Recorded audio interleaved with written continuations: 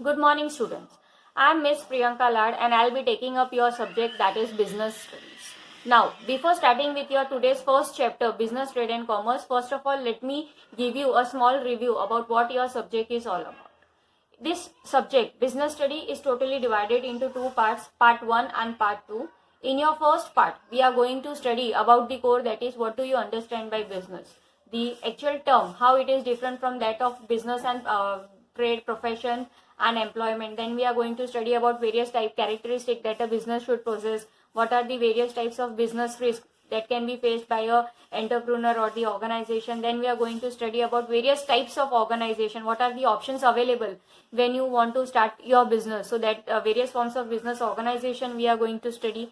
Then we are also going to study about various types of insurance that are available for the protection of the business organization. We are going to study also various types of allied services that are available for the protection of the business. Whereas in second part, we are going to study about various types of trade, both internal and international, the types of retailers, wholesalers, or the options available and so on. So your total business study subject, that is of 100 marks, it is divided into two. That is, first part will be your 80 marks, that will be your theoretical, that is the paper writing work will be there, 80 marks, and other remaining 20 marks will be your project work. So I'll be giving you certain topics, and on the topic you will be performing or conducting the project, which will be constituting of 20 marks.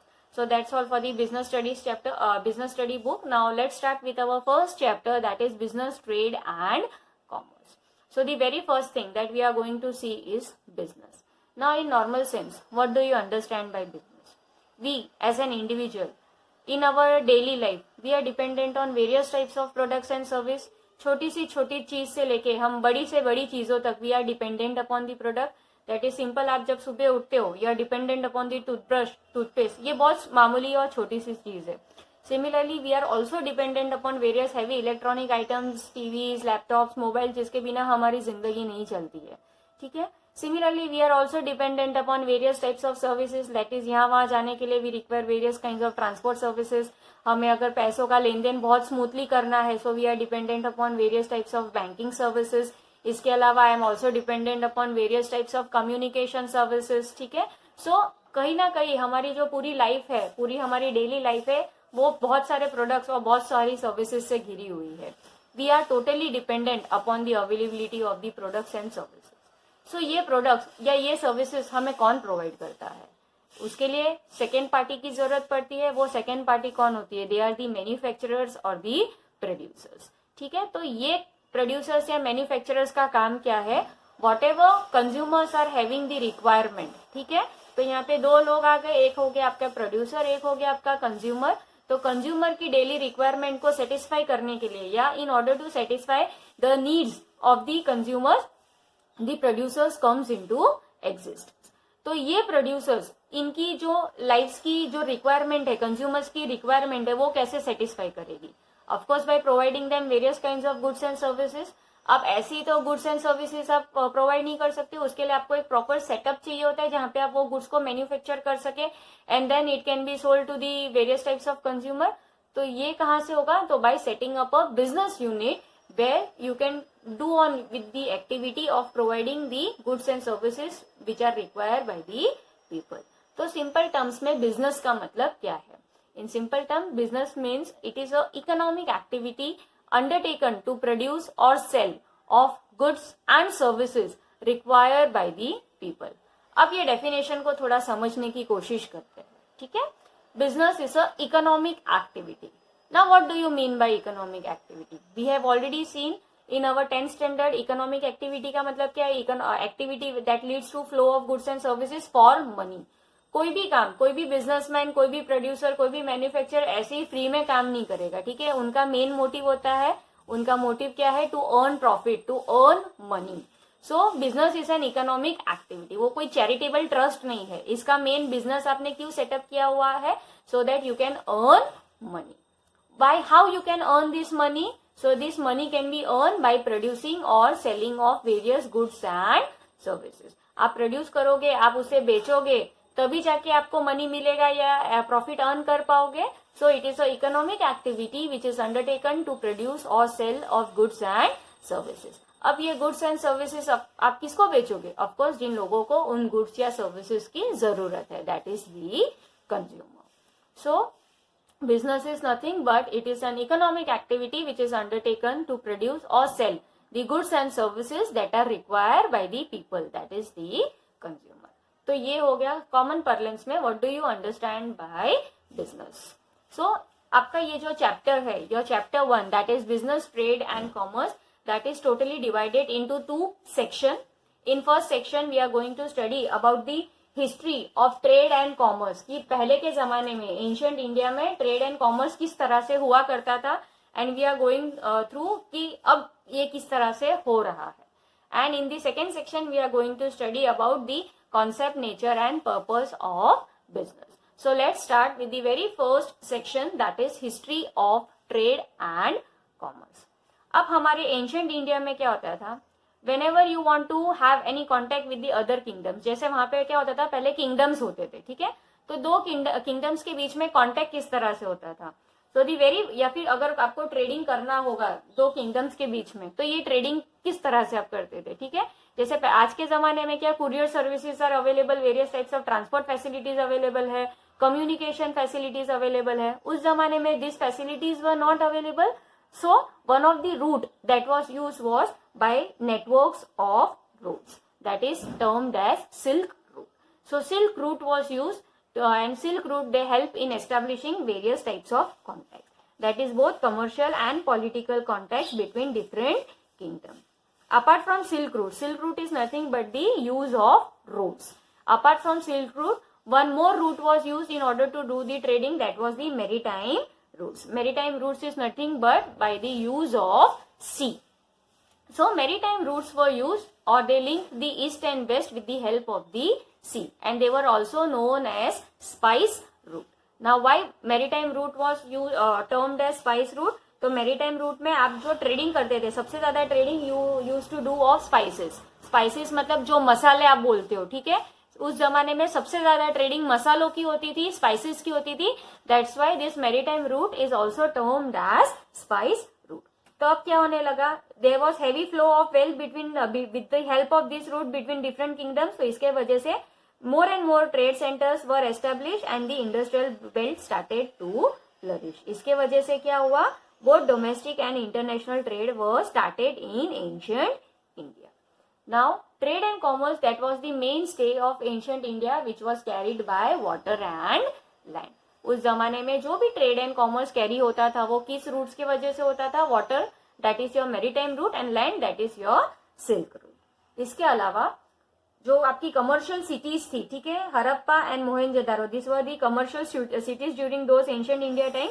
So Harappa and Mohenjodaro, they were founded in the 3rd millennium BC, that is before Christ. और यहाँ पे आप किस चीज की trading करते थे, the more and more trading was done in the precious metal apart from the spices, that was gold, silver, copper, gemstone, beads, pearl, seashell, terracotta pots, ये सारे की आप ट्रेडिंग करते थे. तो this period was marked by substantial commercial activities and urban development. बहुत तरह के टाइप के कॉइन्स आप वहां पे डेवलप हुए थे, उनके वेइंग प्रैक्टिसेस डेवलप हुए थे, which was differing from place to place.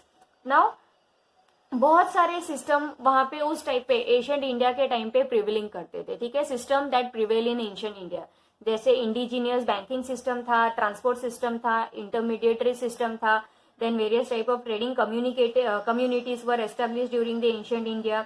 Various types of merchant corporations were there during ancient India. Major trade centres were developed. So in our previous next sessions we are going to see what were the different types of system that were prevailing in the ancient India. The very first type of system that was prevailing in the ancient India was in the form of indigenous banking system. अब indigenous banking system समझने से पहले हम ये देखते हैं कि ये indigenous banking system का existence क्यों हुआ या why this indigenous banking system was started. Now we all know कि earlier period में कौन सा system हम use करते थे, we were totally dependent upon the barter system, that is exchange of goods for goods. However, this barter system, it was having certain kinds of limitation because of which money evolved as a medium of exchange. इसके अलावा उस time पे क्या था, जैसे आज के जमाने में अगर if we require any kind of money, ठीक है, अगर हमें फंडिंग की जरूरत है for any purpose, whether for आपको पर्सनल पर्पज के लिए चाहिए या बिजनेस पर्पज के लिए चाहिए. We can easily go to various kinds of banks, public banks, private banks, cooperative bank, various types of banks are available in our today's India. लेकिन पहले के जमाने में कोई भी तरह का बैंक अवेलेबल नहीं था. तो इफ दिस पीपल, यूजुअली जो फार्मर्स थे, ठीक है, उनको अगर पैसे की जरूरत होती थी तो वो कहाँ जाते थे? तो मनी लेंडर्स वर अवेलेबल ड्यूरिंग दो सिस्टम. अब ये मनी लेंडर्स क्या करते थे? बहुत सारे ब्याज में इन लोगों को पैसा उधार देते थे. तो उधार चुकाते चुकाते क्या हो जाता था, जैसे फॉर एग्जाम्पल उन्होंने उस जमाने में सपोज अगर 500 रुपए भी उधारी में लिया होता, तो जब उन्हें लौटाना पड़ता तो सूद समेत दे विल हैव टू पे बैक ₹1000 और 1500. तो ये क्या करते थे मनी लेंडर्स, उनको बहुत लूटते थे by charging any rate of interest for them. उनको काफी बार क्या होता था, इवन दिस फार्मर्स, उनको अपनी लैंड गिरवी रखनी पड़ती थी उनके पास. ठीक है, तो ये सिस्टम को स्टॉप करने के लिए, ये जो मनी लेंडर सिस्टम था उसको स्टॉप करने के लिए या एक्सप्लॉयटेशन ऑफ पीपल और फार्मर को स्टॉप करने के लिए indigenous banking system came into existence. Now what do you mean by indigenous banking system? So indigenous banking system, they are the privatized firms or individual who set up themselves as a bank. जिनका main काम क्या था कि जिन भी लोगों को loan की जरूरत होती थी वो लोन को एक्सेप्ट, उनको लोन देते थे ताकि they can conduct with their trading activities. तो उस जमाने में क्या होता था, various types of documents were use. Documents such as hundi and chitti were in use. जैसे आज के जमाने में आप चेक के बारे में देखते हो, चेक होते हैं, ठीक है, जहाँ पे अगर आपको किसी को whatever types of payment you want to do, you just write the cheque and you give it into the banks and the bank will make payment to the third party. तो उस जमाने में check नहीं होता था, उस जमाने में क्या होता था, हुंडीज होते थे. So what do you understand by hundi? Hundi is nothing but it is a instrument of exchange, ठीक है, which was prominent during that period. ये क्या होता है, it is a contract. Which kind of contract? Where you are promising और ordering to pay, which is an unconditional and it is easily transferable by valid negotiation. तो जैसे check होता है उस जमाने में हुंडीज होते थे, which is nothing but it is a contract between the two party. लिखित कॉन्ट्रैक्ट होता था जहाँ पे एक पार्टी प्रॉमिस कर रहा है या ऑर्डर कर रहा है दूसरे पार्टी को कि on a specified period of time whatever payment is to be made that payment will be done. So ये जो हुंडीज होते हैं वो दो टाइप के हुंडीज होते थे उस जमाने में. एक होती थी दर्शनी हुंडी एंड दूसरी होती थी मुद्दती हुंडी. दर्शनी हुंडी, as the name itself suggest, दर्शन करने पर, ठीक है, यानी that is payable on sight. You go to the people, you show your hundi, that instrument, and you will get the payment. So that is payment on sight. Whereas the second type of hundi that was prevailing in ancient India was muddati. Again, as the name itself suggests, muddati यानी मुद्दत, यानी एक अमुक time पे, ठीक है. So that is whenever your expiry period होती है कि आप 2 या 3 महीने के बाद आपको पेमेंट करेंगे, तो वो 2 या 3 महीने on the expiry of the period when you make the payment, that is termed as muddati hundi.